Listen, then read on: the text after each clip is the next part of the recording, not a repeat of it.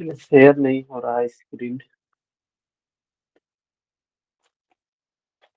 तो आप सबके पास बुक है तो उसका मदद ले सकते हैं।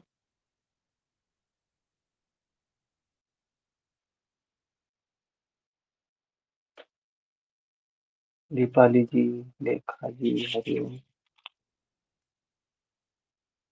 आवाज ठीक है?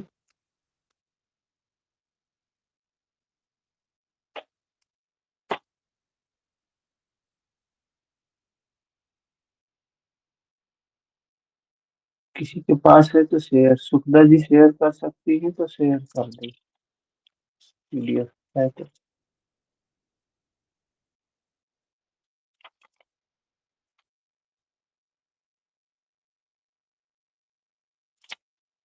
हम लोग देख रहे थे भगवान श्री कृष्ण अर्जुन को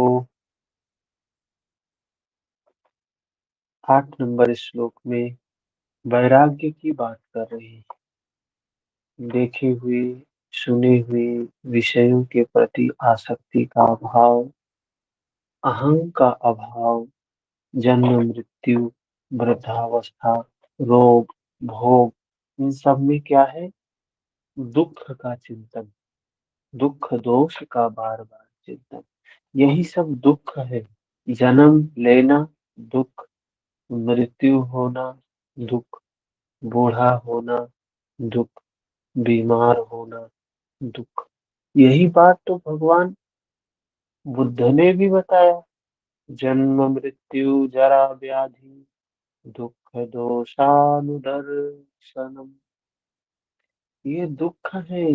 हम जन्म होने पे खुशियां मनाते हैं। खुशी क्या है इसमें? दुख का शुरुआत हुआ है। बड़े होते हैं तो खुशियां मनाते हैं, धीरे धीरे मृत्यु की ओर जा रहे हैं, बूढ़े हो रहे हैं।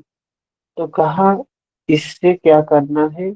इसमें दुख का ही दर्शन करना है, सच्चाई है, झूठी चीज नहीं है।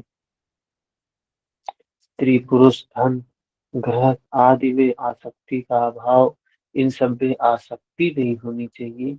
ये सब, ये जीवन एक यात्रा है। कैसी यात्रा है? जैसे हम ट्रेन में बैठते हैं सफर करने के लिए, एक स्थान पर बैठ गए, कहीं एक स्थान पर बैठे, और वो स्थान हमने नहीं निर्धारित किया कि हम कहाँ बैठेंगे। वो स्थान पहले से, अगर टिकट बुक है तो पहले से निर्धारित है, लेकिन हमारे द्वारा निर्धारित नहीं है कि हम किस बोगी में बैठेंगे, किस सीट पर बैठेंगे। जनरल में है तो जाते हैं, ट्रेन चढ़ने तक पता नहीं होता कहाँ बैठेंगे। तो ये क्या है? एक जीवन एक सफर है। गए वहां बहुत से लोग पहले से यात्रा कर रहे होते हैं। तो ऐसे ही होता है जन्म। जब जन्म होता है तो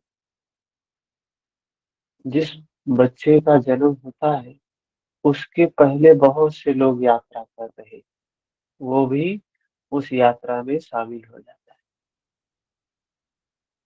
शामिल हुआ, धीरे धीरे आगे के लोग, जो आगे आए हुए थे, वो लोग उतरने लगते हैं, अपना स्थान छोड़ने लगते हैं। जिसका स्टेशन जब आता है तब तो तब तक वो व्यक्ति उतर जाता है। ऐसे ही ये जीवन का क्रम चलता रहता है। उस ट्रेन की यात्रा में कोई व्यक्ति किसी से युद्ध मारपीट ये नहीं करता। क्यों नहीं करता? क्योंकि जान रहा है कि ये ट्रेन हमारी नहीं है, और इसमें कुछ भी हमारा नहीं, और जितने लोग हैं वो भी हमारे नहीं। क्या है? यात्री है, कुछ देर के लिए साथ मिले हैं, फिर छूट जाएगी यात्रा। कोई उनसे आसक्ति नहीं होती है। कि कभी कभी क्या ऐसा होता है कि हम ट्रेन में बैठे और जितने लोग मिले सबसे सबसे खूब लगाव हो गया, खूब प्रेम भाव हो गया। ट्रेन का लगाव ट्रेन तक ही होता है। हाँ, व्यवहार वहाँ अच्छा किया, दुर्व्यवहार नहीं कर रहे हैं, अच्छा व्यवहार किया, लेकिन ट्रेन से उतरने के बाद सारे रिश्ते नाते वही खत्म। ऐसे ही ये जीवन की यात्रा है।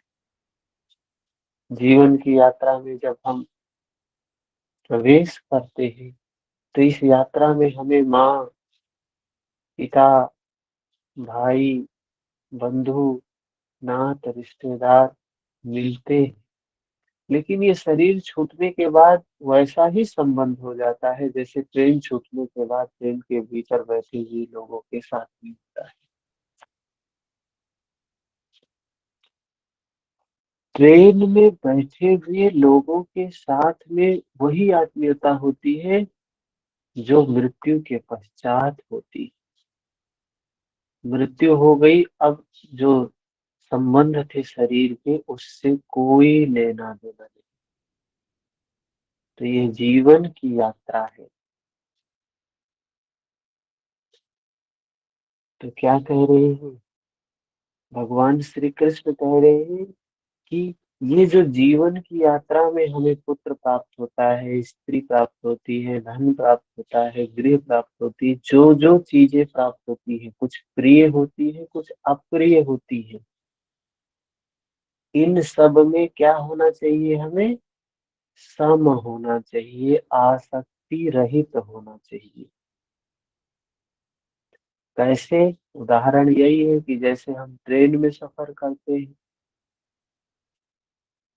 तो ट्रेन के सफर में बहुत सारे लोग यात्री होते हैं, सह यात्री होते हैं, आस पास ऊपर नीचे वाली सीट में बैठे होते हैं। उनसे हमारा संबंध तो हो जाता है, बातचीत तो हो जाती है, आत्मीयता तो हो जाती है, लेकिन वो आत्मीयता बस वहीं तक होती है, उनके प्रति हम आसक्त नहीं होते हैं। अरे, बहुत अच्छा यात्री मिल गया, और किसी को किसी के उतरने पर दुख भी नहीं होता है। जिसका स्टेशन जब आता है वो व्यक्ति उतर जाता है। ऐसे ही हमारे जीवन में भी होता है। हम भी यात्रा में जब शामिल हुए, तो बहुत से यात्री थे परिवार में। धीरे धीरे एक एक लोग उतरते गए। दादा गए, दादी गए, पिताजी गए, माँ गई। एक समय आता है कि अपना भी स्टेशन आ गया, अभी अब अपने को भी उतरना है। लेकिन इस जीवन में हम क्या कर लेते हैं? आसक्ति पाल लेते हैं कि मैं और मेरा ये अलग ना हो। लेकिन प्रकृति में कभी ऐसा होता नहीं है कि अलगाव ना रहे। मैं नष्ट नहीं होगा तो मेरा नष्ट हो जाएगा, मेरा नहीं नष्ट होगा तो मैं नष्ट हो जाएगा। दोनों का मिटना, दोनों का अलगाव आना निश्चित है। 10 नंबर में बताया, मुझ में भगवान श्री कृष्ण एक योगी थे। ऐसे किसी महापुरुष में अनन्य योग से या योग के अतिरिक्त कुछ भी स्मरण न करते हुए अव्यभिचारिणी भक्ति, इष्ट के अतिरिक्त किसी भी चिंतन का न आना, परमात्मा के उस ब्रह्म के उस धर्म के अतिरिक्त कोई चिंतन नहीं है। एकांत का सेवन, मनुष्यों के समूह में रहने की आसक्ति का ना होना। तो क्या है? समता अवस्था होनी चाहिए, आसक्ति रहित अवस्था होनी चाहिए। फिर बताया 11 नंबर श्लोक में, आत्मा के अधिपत्य, आत्मा के अधिपत्य वाले ज्ञान में एक रस स्थिति, तत्व ज्ञान के अर्थ स्वरूप परमात्मा का साक्षात्कार। उस नित्य का दर्शन करने की बात कह रही है, उस नित्य को जानने की बात कह रही है, जो सत्य, शाश्वत, अपरिवर्तनशील है। यह सब तो ज्ञान है, और इससे जो विपरीत है वह सब अज्ञान है। कह रहे हैं, जो कुछ भी हम अनुभूति से जान रहे, आत्म साक्षात्कार के द्वारा, साक्षात्कार के द्वारा जो चीज हम जान रहे हैं, वो क्या है? ज्ञान है। इसके अलावा जो कुछ भी हमें सुना हुआ या बाहर की इंद्रियों के द्वारा देखा हुआ ज्ञात हो रहा है वो सब झूठा है, अज्ञान है। फिर आगे 12 नंबर श्लोक में कहते हैं, अर्जुन, जो जानने योग्य है, जिसे जानकर मरण धर्म मनुष्य अमृत तत्व को प्राप्त हो जाता है, उसे अच्छी प्रकार कहूंगा। भगवान श्री कृष्ण कहते हैं कि जो चीज है जानने योग्य, जिसको जानना है हमें, जिसको हमें जानना चाहिए, एक मनुष्य के नाते, मनुष्य तो मरण धर्म है, मरना मृत्यु ही धर्म है मनुष्य का। हर क्षण मृत्यु की ओर, मृत्यु की ओर, मृत्यु की ओर भागे जा रहा है। उस मृत्यु की दौड़ में उसे क्या जानना जरूरी है? तो कहा वह आदि रही ब्रह्म, परम ब्रह्म, न सत कहा गया है न असत कहा गया है। जिसको जानने की बात कह रहे हैं ना, वो सत्य है ना असत्य है? वो क्या है? वो जब जैसा है तब तैसा है। उसकी सच्चाई क्या है? जब उसको आपने जाना तो उस क्षण की वो सच्चाई है। वो न सत्य है ना असत्य है। क्योंकि जब तक वह अलग है, जब तक आप उसको जान नहीं रहे हैं, जब तक आप उसकी अनुभूति नहीं कर रहे हैं, तब तक वो सत प्रतीत होता है। और जब मनुष्य उसमें समाहित हो जाता है, जब उसमें विलीन हो जाता है, जब उसको जान लेता है, तो उसे वो एक हो जाता है उसके साथ में, दूसरे का भान ही नहीं रह जाता है। तो ऐसी स्थिति में वह ब्रह्म ना सत है ना असत है, बल्कि जो स्वयं में है, जो सहज है वही है, जैसा है वैसा है, जो है वही है।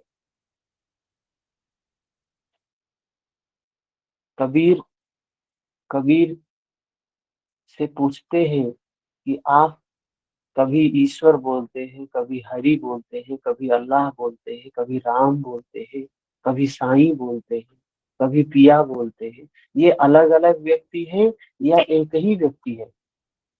कबीर से ये प्रश्न होता है।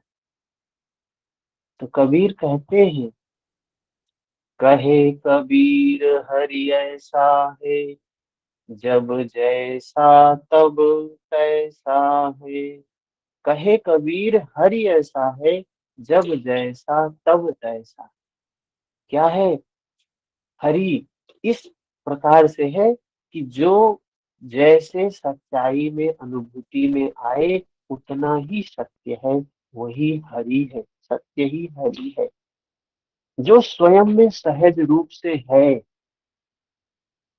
वही बात यहाँ भी कहा जाता है कि भगवान के द्वारा। ये अनुभूति की बात, ऐसे आप कल्पना करेंगे सिर्फ, अनुभूति की बात है कि क्या है, उस सच्चाई का दर्शन करना क्या है। वैसे बुद्धि के स्तर पे थोड़ा सा समझे कि हम देख रहे हैं कि इस जगत में सब कुछ परिवर्तनशील है। सब कुछ, जितनी भी चीजें हैं, सब सब सब मृत्यु धर्मी है। ये मृत्यु लोक ही है, इसका नाम ही है मृत्यु लोक। सब कुछ मृत्यु की ओर भागा जा रहा है। अनित्य है, मतलब हर क्षण परिवर्तित हो रहा है, हर क्षण परिवर्तित हो रहा है, हर क्षण परिवर्तित हो रहा है। इस परिवर्तन में नित्य क्या है? तो कहेंगे इस परिवर्तन में परिवर्तन ही नित्य है। जो हर क्षण बदल रहा है, इस हर क्षण बदलने में, ये बदलने का स्वभाव ही नित्य है। और उस बदलने के स्वभाव को जो दर्शन करता है, प्रतिक्षण जो देखता है अपने अंतर प्रज्ञा के द्वारा, उसी को कह रहे हैं। क्या है वो स्वयं सहज अवस्था जो उसको साक्षात कर रहा है, देख रहा है। आगे क्या कहते हैं 13 नंबर श्लोक में, सर्वतः पाणिपादं त्वसर्व तत् तत् सर्वतो अक्षिशिरो मुखम् सर्वतः श्रुतिमल्लोके सर्वमावृत्य तिष्ठति। गीता का आपके पास पुस्तक है तो उसको रखेंगे सामने। 13 अध्याय का 13 श्लोक क्या कह रहे हैं? वह ब्रह्म सब ओर से हाथ पैर वाला। अब उस ब्रह्म का, उस नित्य की बात कर रहे हैं। सब ओर से नेत्र सिर वाला, मुख वाला, सब ओर से स्रोत वाला, सुनने वाला, क्योंकि वह संसार में सबको व्याप्त करके स्थित है। तो उस ब्रह्म की व्याख्या कर रहे हैं। वो ब्रह्म कैसा है जिसको कहा नित्य है। नित्य क्या बताया अभी? ये जो परिवर्तन है, परिवर्तन ही नित्य है। प्रकृति में जो हर क्षण परिवर्तन चल रहा है, कोई चीज स्थिर है ही नहीं। अगर स्थिर है तो ये बदलने का स्वभाव स्थिर है, बदलने का स्वभाव शाश्वत है, बदलने का स्वभाव नित्य है, सनातन है। कह रहे हैं वो, उसी को कह रहे हैं ब्रह्म। वह सब ओर से हाथ पैर वाला है। मतलब उसका कोई एक दिशा में हाथ पैर नहीं है, सर्वत्र है उसके हाथ, सर्वत्र है उसके पैर, सर्वत्र है उसके नेत्र, सर्वत्र है उसके सिर, सर्वत्र उसके मुख, सब ओर से सुनने वाला। वो संसार में सबको व्याप्त करके स्थित, उसकी अनादिता की बात कह रहे हैं। 14 नंबर श्लोक। सर्वे इंद्रिय गुणाभासम सर्वेन्द्रिय विवर्जितम् असक्तम् सर्वभृच्चैव निर्गुणं गुणभोक्तृ च। वह संपूर्ण इंद्रियों के विषयों को जानने वाला। किसको जानने वाला है? विषयों को जानने वाला। फिर भी सब इंद्रियों से रहित है। वो इंद्रियों को तो जानता है, लेकिन विषयों को तो जानता है, लेकिन विषयों से रहित है। हम क्या है? हम विषयों के प्रति आसक्त है। मनुष्य क्या होता है? आसक्ति से भर जाता है। आसक्ति क्या होती है? मिटे ना, समाप्त ना हो जाए। लेकिन वो वो जो परिवर्तन में जो स्थिरता है, जो नित्य परिवर्तन का स्वभाव है, उसे कोई आसक्ति किसी भी चीज से नहीं होती है। किसी विषय से उसका अटैचमेंट नहीं होता है। वो तो अपने रिदम में, अपने रिदम में ही बहती जा रही है, बहती जा रही। वह आसक्ति रहित, गुणों से अतीत होने पर भी सबको धारण और पोषण करने, गुणों से अतीत, जिसने गुणातीत अवस्था प्राप्त कर लिया, जिसने प्रकृति से परे चला गया, जो तुलस कब गोस्वामी तुलसीदास जी कहते हैं, पूजे ही विप्र सकल गुणहीना। जो गुणों से पार चला गया, गुणातीत अवस्था जिसने प्राप्त कर ली, कह रहे उन उन सबको भी धारण करता है, उनका भी पोषण करता है, सभी गुणों को भोगने वाला है। एक एक करके सभी गुणों को अपने में लय कर लेता है। वो जो वो जो स्थिति है, वो जो अवस्था है, जिसको साक्षात्कार करने की बात कहते हैं, अनुभूति करने की बात कहते हैं। जैसा श्री कृष्ण कह आए हैं कि यज्ञ और तपों को भोगने वाला मैं, यज्ञ और तप, इसको भोगने वाला मैं हूँ। अंत में संपूर्ण गुण मुझ में विलय हो जाते हैं। गुणों का स्वभाव है परिवर्तन। ये गुणों के कारण ही प्रकृति में परिवर्तन चल रहा है, हलचल चल रहा है। ये तीन गुण है, सत्व रज तम। इन गुणों के कारण मन में चंचलता है, मन में हलचल है। इन गुणों के कारण प्रकृति में सृजन हो रहा है, हर क्षण कुछ न कुछ हो रहा है, खटपट खटपट हुए जा रही है। कह रहे हैं ये यज्ञ और तपों को भोगने वाला मैं हूँ। यज्ञ और तपों को भोगने वाला मैं हूँ। अंत में संपूर्ण गुण मुझ में विलीन हो जाते हैं। गुणों में परिवर्तन तो होता है, लेकिन ये गुण अंत में उसी स्थिति, उसी सत्ता में विलीन हो जाते हैं। जो नित्य है, जो शाश्वत है, जो अपरिवर्तनशील है, जो सनातन है। इन गुणों में परिवर्तन जो चल रहा है, इन गुणों में जो काम करने की क्षमता है, उसके स्वभाव के कारण। 15 नंबर श्लोक। बहिरंतश्च भूतानां आचरं चरमेव च सूक्ष्मत्वा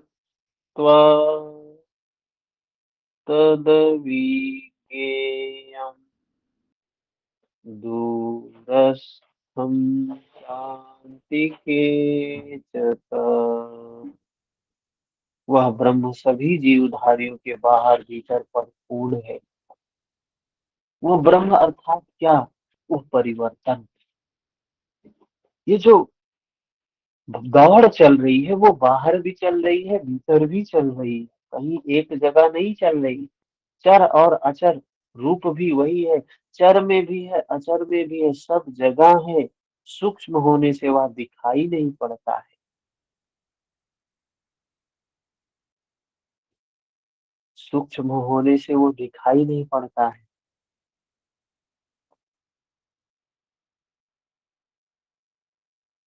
जानते हैं, ये बल्ब जल रहा है ना, सबके रूम में लाइट जल रही है। लाइट जल रही है जो हमें हमारे रूम में लाइट दिखाई दे रही है, पूरा कंटिन्यू प्रकाश दिखाई दे रहा है ना, कंटिन्यू प्रकाश दिखाई दे रहा है। यही प्रकाश, अभी आप कैमरे से इसको देखिए, इस बल्ब को अभी कैमरे से देखिए और बिल्कुल धीमा कर दीजिए। ये जो कैमरे में एक सिस्टम होता है, इसकी स्पीड को धीमा कर दीजिए, तो आपको दिखाई देगा कि ये बल्ब जलता बुझता हुआ दिखाई देगा। ये जल रहा है, बुझ रहा है, जल रहा है, बुझ रहा है, जल रहा है। क्यों? लेकिन हमें न, इस आंख से नहीं दिखाई दे रहा है।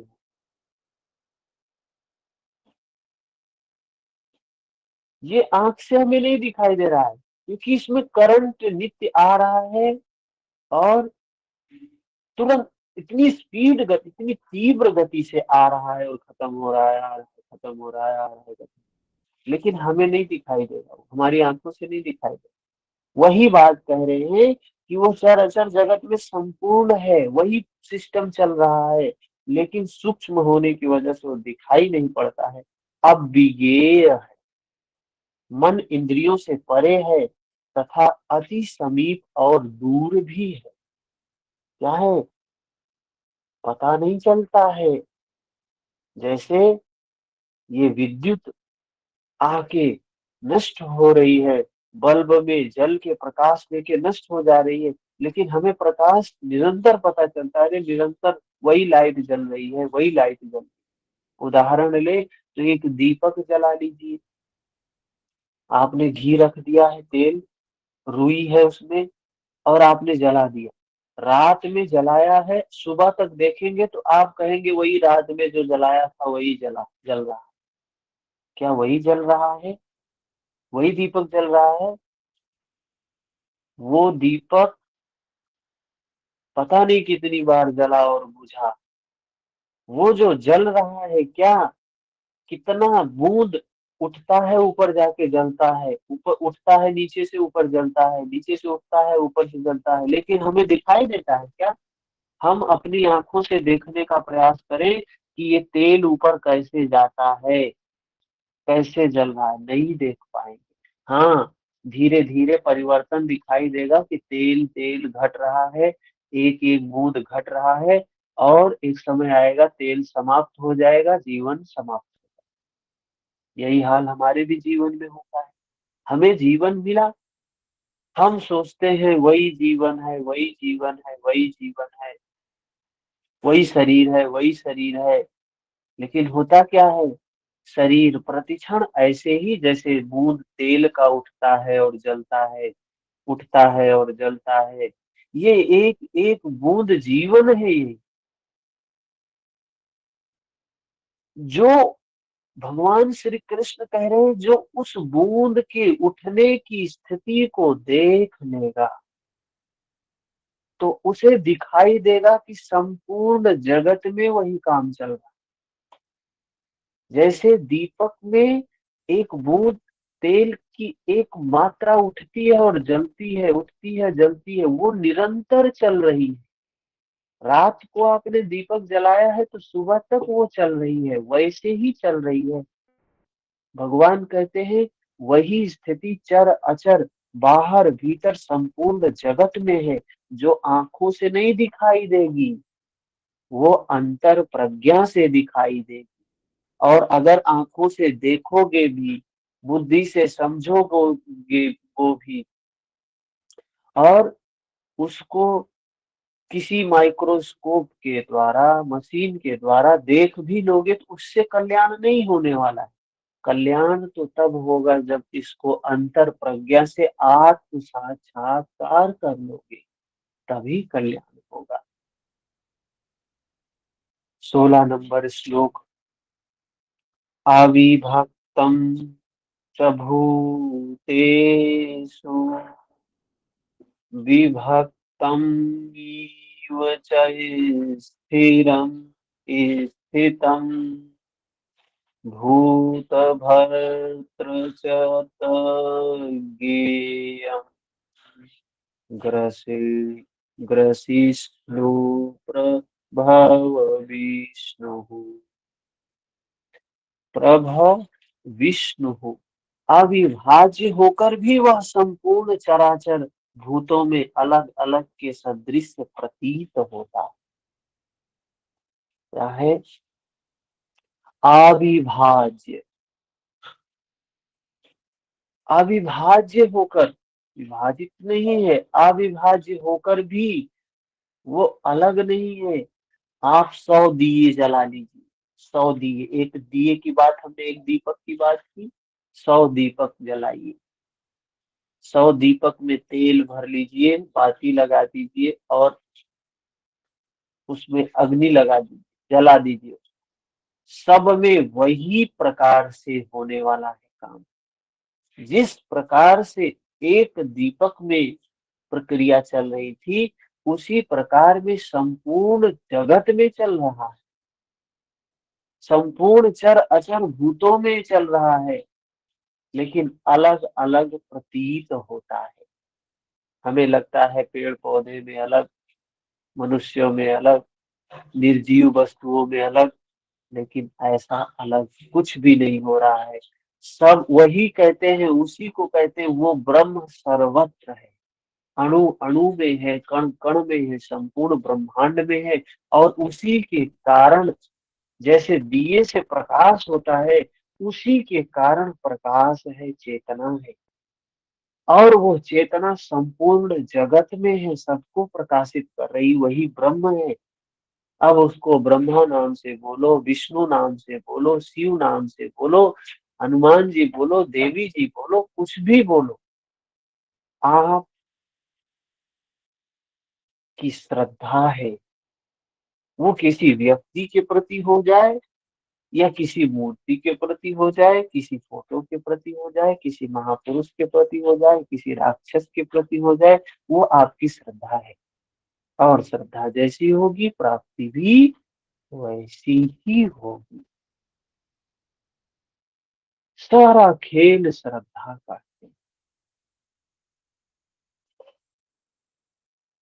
वह जानने योग्य परमात्मा समस्त भूतों को उत्पन्न करने वाला है। कह रहे हैं उसको जानना है हमें। हमें जानना क्या है, अनुभूति किस चीज की करनी है, तो कह रहे हैं उस सच्चाई को जानना है जो अणु अणु को धारण कर रहे, जो सब में नित्य है, एक ही प्रकार से, एक ही तरीके से हो रही है, जिसके कारण ये सब प्रक्रिया चल रही है, ये जगत जिसके कारण चल रहा है, भरण पोषण करने वाला, अंत में संहार करने वाला, यहाँ ब्रह्म बाह्य और आंतरिक दोनों भावों की ओर संकेत किया गया। वही प्रक्रिया संपूर्ण जगत में चल रही है। जो भीतर है वो बाहर है। एक संत कहता है, भीतर बाहर एको जानो। भीतर और बाहर, गुरु नानक जी बोलते हैं, भीतर बाहर एक ही नियम काम कर रहा है व्यक्ति का। जैसे बाहर जन्म और भीतर जागृति, बाहर पालन, भीतर योग क्षेम का निर्वाह, बाहर शरीर का परिवर्तन, भीतर सर्वस्व का विलय, भूतों की उत्पत्ति के कारणों का लय, उस लय के साथ ही अपने स्वरूप को प्राप्त हो जाता है। यह सब उसी ब्रह्म के लक्षण है। जो उस सत्य को जान जाता है ना, वो उसका भटकाव समाप्त हो जाता है। जो उस सत्य को जान जाता है उसकी खोज समाप्त हो जाती है। जो उस सत्य को जान जाता है वो स्वयं को ही समाप्त पाता है, स्वयं को ही शून्य पाता है। वो अपने आप को जानते हैं क्या पाता है? जैसे पानी में उठने वाला एक बुलबुला है। एक बुलबुला पानी में उठता है और समाप्त हो जाता है। वो देखता है कि मैं, जो ये मैं कह रहा था, वही कबीर कहते हैं कि खोजते खोजते मैं ही खो गया उसमें, क्योंकि मैं भी एक बुलबुले के समान ही हूँ। ये संपूर्ण जगत एक बुदबुदे के समान बस उत्पन्न हो रहा है, नष्ट हो रहा है, उत्पन्न हो रहा है, नष्ट हो रहा है। उसी ब्रह्म का लक्षण बताया है। 17 नंबर श्लोक। ज्योतिषामपि तज्जो तज्जयोतिस्तमसः परम परमुच्यते ज्ञानम ज्ञेयं ज्ञानगम्यं हृदि सर्वस्य विशिष्टतम। क्या है यहाँ? वह ज्ञेय,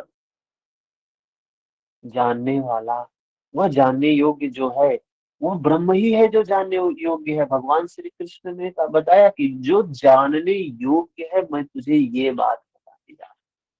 तो एक मनुष्य को क्या जानना है? हम कहते हैं हम सब जान गए। कोई ग्रंथ पढ़ लिया, गीता पढ़ लिया, हम सब जान गए, हम सब मान जानते हैं, ये है, वो है, ऐसा है, ऐसा है। क्या है? ये अहंकार है जो कहता है सब जान गए। कुछ नहीं जाना। जो सब जान जाएगा वो सब कहेगा ही नहीं, शून्य ही हो जाएगा, कुछ कहने लायक ही नहीं रहेगा वो। वही भगवान ने पीछे श्लोक में जो ये बताया ना अभी, कि सत्य क्या है, असत्य क्या है। कुछ सत्य नहीं है, कुछ असत्य। जब तक जाना नहीं तब तक सत्य लगता है, और जान गया तो सत्य कहने लायक ही नहीं रह जाता, क्योंकि वो मिल गया, वही हो गया। जाने तुम्हें तुम्हें हो जाई। जो जानता नहीं वो कहता है ये सत्य है, ये ईश्वर सत्य है, ब्रह्म सत्य है, ये सत्य है, वो सत्य है। जैसे ही जानेगा फिर कहेगा ही नहीं कि सत्य, क्योंकि सत्य सत्य होता है, कहा नहीं जाता है। सत्य को प्रमाण की जरूरत नहीं होती, सत्य को कहने की जरूरत नहीं होती। हीरा कभी नहीं कहेगा कि मैं हीरा। हीरा है, वो सत्य है, कहने की जरूरत नहीं है उसको।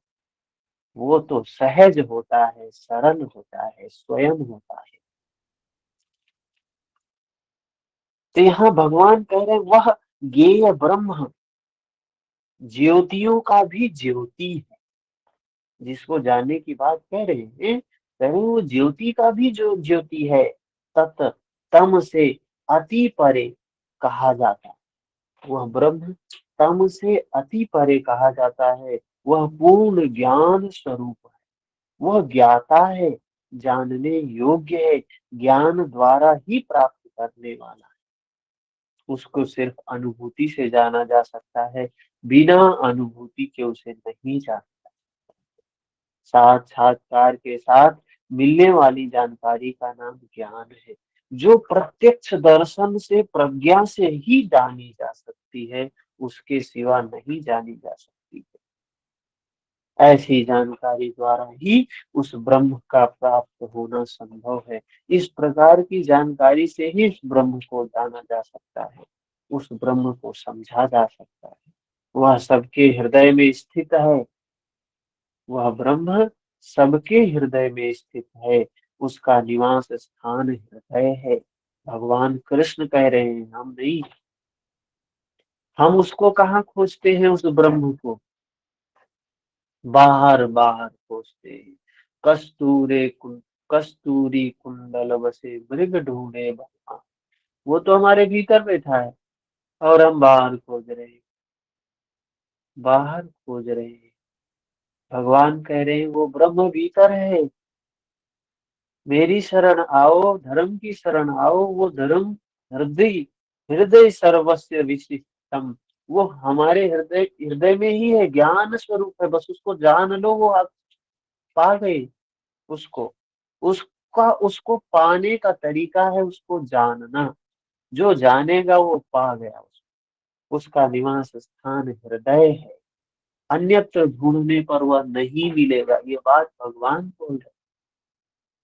अतः हृदय में ध्यान तथा योग आचरण द्वारा ही उस ब्रह्म की प्राप्ति का विधान है। उस परमात्मा को, उस ब्रह्म को सिर्फ ध्यान के द्वारा ही पाया जा सकता है। इसके सिवा और किसी मार्ग से नहीं प्राप्त किया जा सकता है। समझ रहे कितनी बड़ी बात बोल रहे हैं?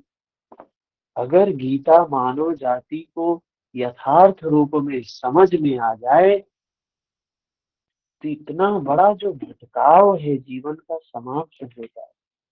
इतनी बड़ी जो दौड़ है जीवन की, ये समाप्त हो जाए। ये दौड़, ये भटकाव क्यों चल रहा है? क्योंकि हम जान नहीं रहे। उसकी प्राप्ति का विधान हमें पता नहीं है। हमने भगवत गीता नहीं पढ़ा है, इसलिए हम भटक।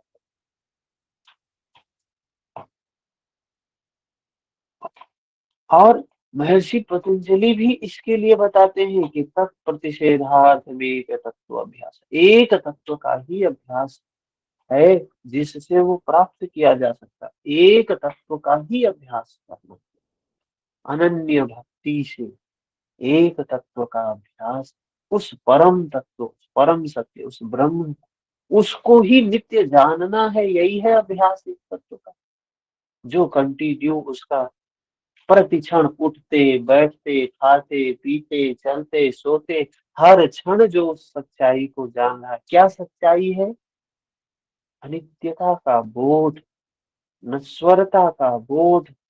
हर क्षण अनित्य है। ये प्रज्ञा के आधार पे जो अनुभव कर रहा है, वही उस ब्रह्म को जान रहा है। उस ब्रह्म की प्राप्ति का विधान यही है। आगे 18 नंबर श्लोक में कहते हैं, इति क्षेत्रम तथा ज्ञानम ज्ञेयं चोक्तम समासतः मद्भक्त एतद्विज्ञाय मद्भवाय भवायोपद्यते। अर्जुन, बस इतना ही। अर्जुन जी का बस इतना ही क्षेत्र, इस शरीर, मन, बुद्धि, अहंकार, चित्त, इन बस इतना ही, इसी से हमें उसे जानना है। ज्ञान तथा जानने योग्य परमात्मा का स्वरूप संक्षेप में भगवान कह रहे हैं, बस इतना ही क्षेत्र है, इसको ही, इसी क्षेत्र में ही जानना है उसे। वो ब्रह्म तो बाहर भीतर सब जगह है, लेकिन जानना कहाँ से है? इस शरीर से जानना है। उसका दर्शन, उसकी अनुभूति शरीर से करनी, मंदिर से नहीं करना है। अगर भगवान बताए होते, अगर होता विकल्प, तो बता दिए होते कि हमारे मंदिर में आना, वहां दर्शन होगा, यहाँ दर्शन होगा, वहां दर्शन होगा। लेकिन कहीं गीता में इस तरीके की बातें नहीं है। ये रूढ़ियों की बातें, कुरीतियों की बातें कहीं गीता में नहीं। दर्शन है तो कहाँ से होगा? इसी क्षेत्र में होगा। इति क्षेत्रम ज्ञानम ज्ञेयम चोक्तम समासतः। वो परमात्मा का जो स्वरूप है, मैं कह रहा हूँ संक्षेप में मैंने बताया तुम्हें। इसे जानकर मेरा भक्त मेरे साक्षात स्वरूप को प्राप्त हो जाएगा। भगवान श्री कृष्ण कह रहे हैं, बस इस शरीर को जान लेगा, इस शरीर के क्षेत्र को पूर्ण रूप से देख लेगा, मेरे स्वरूप को प्राप्त हो जाएगा। ब्रह्म को प्राप्त करने का माध्यम ये शरीर है। शरीर माध्यम खलु धर्म साधन। अभी तक योगेश्वर श्री कृष्ण ने क्षेत्र कहा, उसी को प्रकृति और जिसे क्षेत्रज्ञ कहा था, उसी को अब पुरुष शब्द से इंगित करते हैं। क्या कह रहे हैं यहाँ? नेक्स्ट 19 नंबर श्लोक। प्रकृति पुरुषम चैव विद्यज्ञानादिरोहावपि विकारांश गुणांश्चैव विद्धि प्रकृति संभवान्। यह प्रकृति और पुरुष दोनों ही अनादि जान है। प्रकृति और पुरुष दो तत्व है। सांख्य भी यही बताता है। सांख्य, प्रकृति और पुरुष। प्रकृति क्या है? जो ये सब दिखाई दे रहा है, ये पंच महाभूत, पृथ्वी, जल, वायु, अग्नि, आकाश, ये जो विषय दिखाई दे रहे हैं, रूप, रस, गंध, शब्द, स्पर्श, ये जो मन है, ये जो बुद्धि है, ये जो अहंकार है, ये जो कर्म इंद्रियां हैं, ये जो ज्ञान इंद्रिय है, ये सब प्रकृति के ही अंग है, प्रकृति के ही भाग है। संपूर्ण जगत में जो कुछ दिखाई दे रहा है, इन्हीं से निर्मित हुआ है, इन्हीं से बना हुआ है। तो ये जो प्रकृति है, कह रहे अनादि है, आदि अंत नहीं है। प्रकृति तीन गुणों से है, सत्व, रज, तम। ये कभी समाप्त नहीं होती है, और पुरुष भी कभी समाप्त नहीं होता है। तो समस्या कहाँ खड़ी हो जाती है? जब दोनों ही शाश्वत हैं, दोनों ही सत्य हैं, दोनों ही नित्य हैं, तो ये प्रॉब्लम कहाँ से क्रिएट हो जाती है? ये बंधन में हम कहाँ से आ जाते हैं? ये मुक्ति की बात कहाँ से आती है? ये प्रश्न उठता है ना।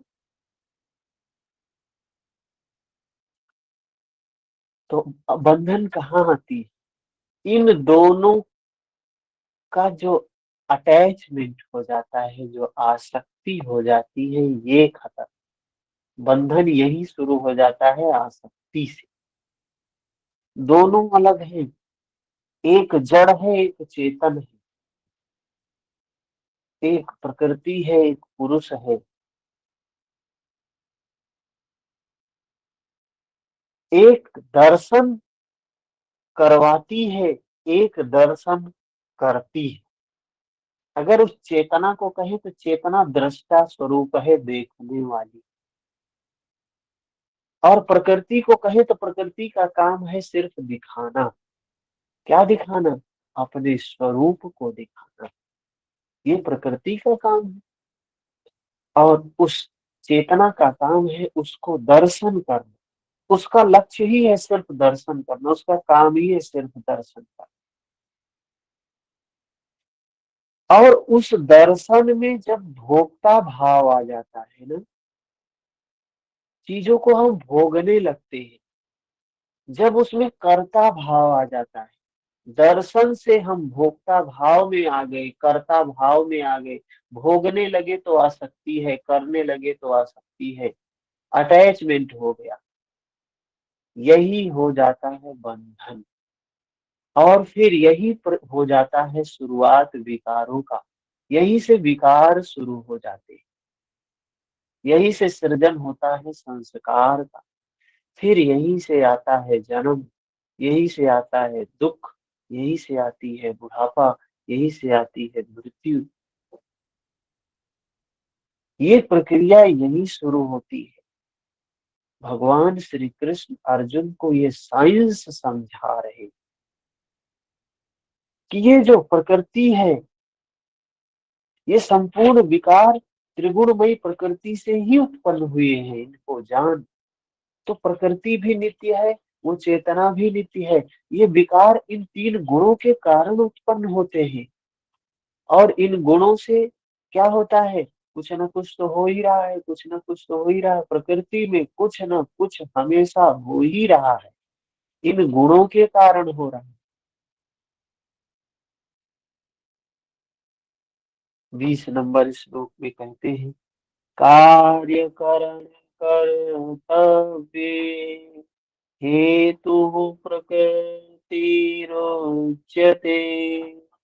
पुरुषः सुख दुःखानां भोक्तृत्वे हेतुरुच्यते। कार्य और कारण। कार्य और कारण की बात करते हैं कि जिसके द्वारा कार्य किए जाते हैं। मतलब इस प्रकृति में जो कुछ होता है उसका कारण होता है, बिना कारण के कुछ भी नहीं होता, अकारण कोई घटना नहीं घटती है। अगर हमें दुख मिल रहा है तो बिना कारण के नहीं है, और अगर सुख मिल रहा है तो वो भी बिना कारण के नहीं। हमने बीज बोया है इस क्षेत्र में। ये जो हमारा क्षेत्र है, धर्म क्षेत्र, कुरुक्षेत्र, ये शरीर, मन, बुद्धि, चित्त, अहंकार, इनमें हमने बीज बोया है। और वो बीज प्रकृति के नियम के आधार पर, जो प्रकृति का नियम जिसको कहते हैं भव, जो सर्वत्र एक समान काम करता है, जिसको धर्म कहते हैं, उसके कारण, धर्म के कारण ही जो बीज बैठाते हैं वो फल लेके आता है। कोई ईश्वर नहीं लेते। आपने बीज बैठाया तो ईश्वर डिसाइड करेगा इस बीज को कैसे करना है। वो बीज अपना गुण धर्म स्वभाव लेके आया है, और प्रकृति के नियम के कारण वो स्वतः ही बड़ा होता है, स्वतः ही परिणाम प्राप्त होता है। आपने एक धरती पे 4 प्रकार के पेड़ लगाए, एक आम का पेड़ लगाया, एक नीम का पेड़ लगाया, एक बबूल का पेड़ लगाया, एक बरगद का पेड़ लगाया। एक ही धरती है, 4 बीज आपने डाले हैं धरती में, तो होगा क्या? क्या उसमें परिवर्तन आ जाएगा? एक समान आएगा? एक धरती है तो क्या एक ही समान फल आएंगे? कदापि संभव नहीं। एक ही धरती है, एक समान फल नहीं आ सकते हैं, क्योंकि बीज अलग अलग अलग अलग। कोई ईश्वर में ये क्षमता नहीं है, प्रकृति में भी स्वयं क्षमता नहीं है कि नीम के पेड़ में आम का फल लेके आ जाए, बबूल के पेड़ में आम का फल लेके आ जाए। वो प्रकृति में भी इतनी क्षमता नहीं। फिर ये हुआ कहाँ से? ये हुआ उस बीज के कारण। ये बीज धरती में हमने डाला, और वो बड़ा हुआ, पेड़ बना, फल लेके आया। जब हमने धरती में बीज डाला तो उस समय हमें होश नहीं था, हम बेहोश थे। जब फल आया तो हम भोग रहे हैं, आम का फल आ रहा है तो खुशियों से नाच रहे हैं। ईश्वर ने हमें आम दिया, ईश्वर ने हमें आम दिया। बबूल कांटे आए तो हम चिल्ला रहे हैं, हम रो रहे हैं। क्यों? क्योंकि हमें होश नहीं है, हमें पता नहीं है, कार्य कारण सिद्धांत हमें पता नहीं है कि ये जो बीज हमने डाला था वही फल आया है। और जिसे ये पता चल जाएगा, ये ये अवस्था जब आती है, दुख की अवस्था आती है, तो हमें व्याकुल तो करती, लेकिन इसके साथ साथ होश भी आता है कि हमें बीज सही डालना चाहिए। आम का फल जिसको मिल रहा है वो कदापि नहीं सोचेगा कि हमें सही बीज डालना चाहिए, क्योंकि उसे सही फल मिल ही रहा है। भले ही बेहोशी में उसने आम के बीज डाल दिए थे, लेकिन उसे मिल रहा है आम का फल, तो वो कदापि नहीं सोचेगा कि हमें अच्छे काम करने चाहिए। लेकिन ये जो कांटे चुभते हैं, जब दुख आता है, तो हमें होश आता है कि हमारा कुछ ऐसा बीज था जो अभी फल लेके आया है। हमें होश आता है, हम सजग होते हैं, तो हम उस ब्रह्म में, उस धर्म में स्थित होते हैं, उसको जानते। इसलिए कहा गया है ये गीता सबको सुननी चाहिए, इसको सबको जानना चाहिए। वाकई में है क्या ये? धर्म क्या होता है? प्रकृति का नियम क्या होता है? कैसे उसमें हम उसको धारण कर सकते हैं? विवेक, वैराग्य इत्यादि तथा शुभ अशुभ कार्य होने में काम क्रोध इत्यादि कारण है। इस तरीके से इस पे कल चर्चा करेंगे। थोड़ा सा समय से जुड़ेंगे तो चीजें ज्यादा बेहतर तरीके से समझ में आएंगी। 6 से 7 मतलब 6 से 7, 1 घंटे। अगर नित्य एक बार भगवत गीता को इस रूप में कोई भी मनुष्य श्रद्धा पूर्वक एक बार पूरे 700 श्लोक को ऐसे सुन ले, तो जीवन में जो ये दौड़ है, व्याकुलता है, अशांति है, ये स्वतः ही समाप्त हो जाएगी। सिर्फ बात को समझने से आएगी, लेकिन उसे होश आ जाए और मन में एक प्रेरणा आएगी कि हम भी प्रैक्टिस करें, हम भी अभ्यास करें, हम भी उस अवस्था को प्राप्त करें। बड़ा आसान है उस अवस्था को प्राप्त करना, कठिन नहीं है, बहुत आसान है। और आगे हम देखेंगे कि जब हम धर्म को धारण करने लगते हैं, प्रकृति के गोद में आ जाते हैं, तो प्रकृति हमारी सारी जिम्मेदारी ले लेती। आगे भगवान श्री कृष्ण बताएंगे कि धर्म की शरण में आए तो क्या होगा। धर्म की रक्षा करोगे तो धर्म तुम्हारी रक्षा करेगा, तुम्हारे ऊपर छाया के समान कभी भी कोई आंच नहीं आने देगा। इतना महान धर्म होता है। भगवान कृष्ण ने संपूर्ण मानव जाति के लिए इसे बताया है। किसी एक व्यक्ति विशेष, वर्ण, किसी विशेष स्थान, विशेष काल के लोगों के लिए नहीं, संपूर्ण मानव जाति के लिए ये ग्रंथ बताया गया है। सबका मंगल। ठीक है, तो समाप्त करते हैं, 7 बज गया। हरिओम हरिओम हरिओम।